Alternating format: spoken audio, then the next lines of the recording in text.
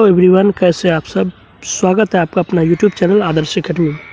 मित्रों, आज हमारी कक्षा खास होने वाली है क्योंकि हम आज चर्चा करने वाले हैं राष्ट्रीय पाठ्यचर्या की रूपरेखा एनसीएफ 2005 पर, नेशनल कैरिकुलम फ्रेमवर्क 2005। मित्रों, आप आदर्श अकेडमी के इस चैनल पर अवश्य जुड़ें जहां हम सभी प्रकार के टॉपिक का अब वीडियो बनाकर अपलोड कर चुके हैं और कर रहे हैं। खासकर PYQ सीरीज 2011 से लेकर 21 तक के सभी प्रश्नों का, विगत वर्ष पूछे गए प्रश्नों का आपको व्याख्या सहित हल मिल जाएगा। तो आइए शुरू करते हैं। प्रश्न संख्या 1 देखते हैं, जिसमें दिया गया है कि शिक्षा के क्षेत्र में पाठ्यचर्या शब्दावली किस ओर संकेत करती है। 1 है शिक्षण पद्धति एवं पढ़ाई जाने वाली विषय वस्तु।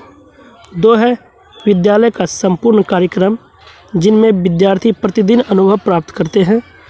3 है मूल्यांकन प्रक्रिया। 4 है कक्षा में प्रयुक्त की जाने वाली पाठ्य सामग्री।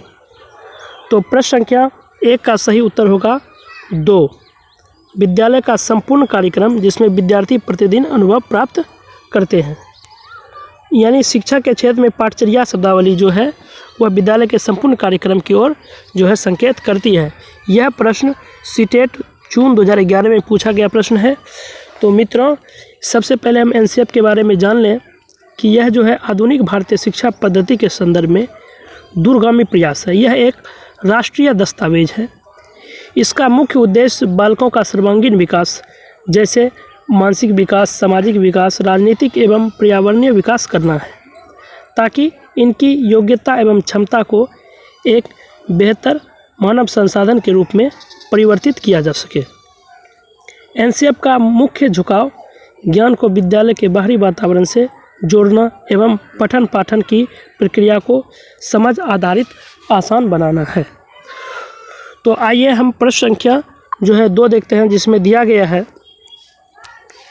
कि राष्ट्रीय पाठ्यचर्या की रूपरेखा 2005 एनसीएफ 2005 के आधारभूत सिद्धांतों में निम्न में से कौन सा भाग सम्मिलित नहीं है। 1 है अच्छी बाह्य परीक्षाओं का आयोजन करना।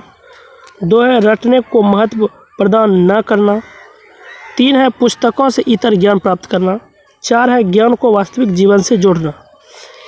यह प्रश्न यूपी TET जनवरी 2011 में पूछा गया प्रश्न है।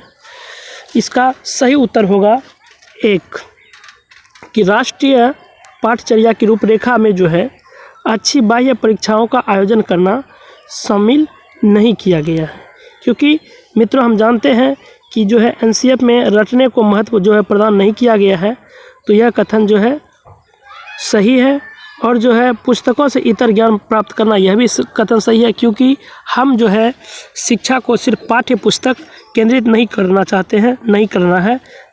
क्योंकि पाठ्य पुस्तक केंद्रित करने से बच्चा का ज्ञान वह सीमित हो जाता है, अधिगम लर्निंग उसका सीमित हो जाता है। इसलिए हमें उदाहरण और गैर उदाहरण के तहत ज्ञान देना पड़ता है। इसलिए यह भी सही है। और ज्ञान को वास्तविक जीवन से जोड़ना, यह भी सही है कि जब आप ज्ञान को, समझ को, शिक्षा को बच्चों के वास्तविक जीवन से जोड़ेंगे तो वह विद्यार्थी ज़्यादा से ज़्यादा समझ को बढ़ावा दे सकता है। इसलिए नेगेटिव का भाई नेगेटिव होगा, यह कथन गलत है। आइए प्रश्न संख्या 3 देखते हैं, जिसमें दिया गया है कि राष्ट्रीय पाठ्यचर्या 2005 में गुणवत्ता आयाम शीर्षक के अंतर्गत अधिक महत्व दिया गया है। यह प्रश्न रीट जुलाई 2011 में पूछा गया प्रश्न है। विकल्प 1 है भौतिक संसाधनों को। 2 है शिक्षित एवं अभिप्रेरित अध्यापकों को। 3 है बालकों के लिए ज्ञान के संदर्भ में संरचित अनुभव को। 4 है बालकों के लिए संरचित अनुभव एवं पाठ्यक्रम सुधार को। मित्रों, प्रश्न का राष्ट्रीय पाठ्यचर्या 2005 में गुणवत्ता आयाम का शीर्षक है, उसमें किस में अधिक महत्व दिया गया है। तो प्रश्न संख्या 3 का सही उत्तर होगा 4, बालकों के लिए संरचित अनुभव एवं पाठ्यक्रम सुधार को महत्व दिया गया है।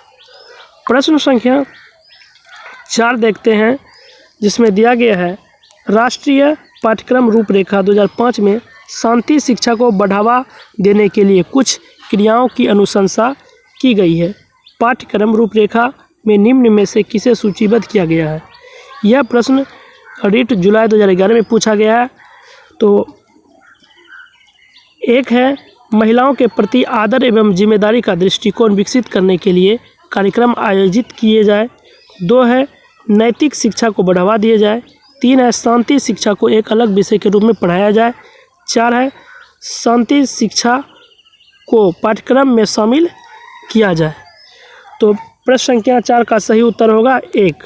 राष्ट्रीय पाठ्यक्रम रूपरेखा में जो है शांति शिक्षा को बढ़ावा देने के लिए महिलाओं के प्रति आदर एवं जिम्मेदारी का दृष्टिकोण विकसित करने के कार्यक्रम आयोजित किए जाए, इसको सूचीबद्ध किया गया है। आइए प्रश्न संख्या 5 देखते हैं, जिसमें दिया गया है राष्ट्रीय पाठ्यचर्या की रूपरेखा 2005 में बातचीत की गई है।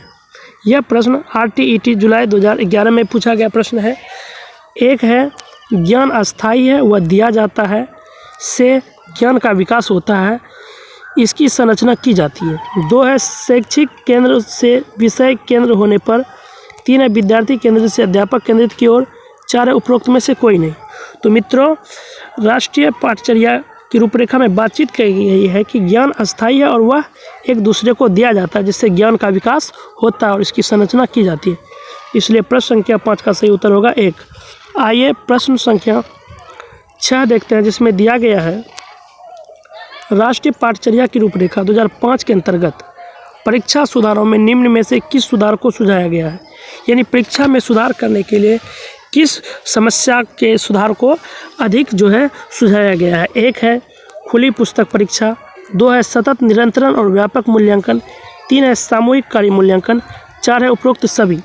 तो प्रश्न संख्या 6 का सही उत्तर होगा उपरोक्त सभी, क्योंकि खुली पाठ्यपुस्तक परीक्षा भी आयोजित करना चाहिए और सतत यानी लगातार और व्यापक तरीके से भी मूल्यांकन किया जाना चाहिए। और सामूहिक कार्य का मूल्यांकन तो अति महत्वपूर्ण होता है, जिससे बच्चे का जो है सामूहिक संज्ञानात्मक विकास बढ़ता है। इसलिए प्रश्न संख्या 6 का सही उत्तर होगा 4 उपरोक्त सभी।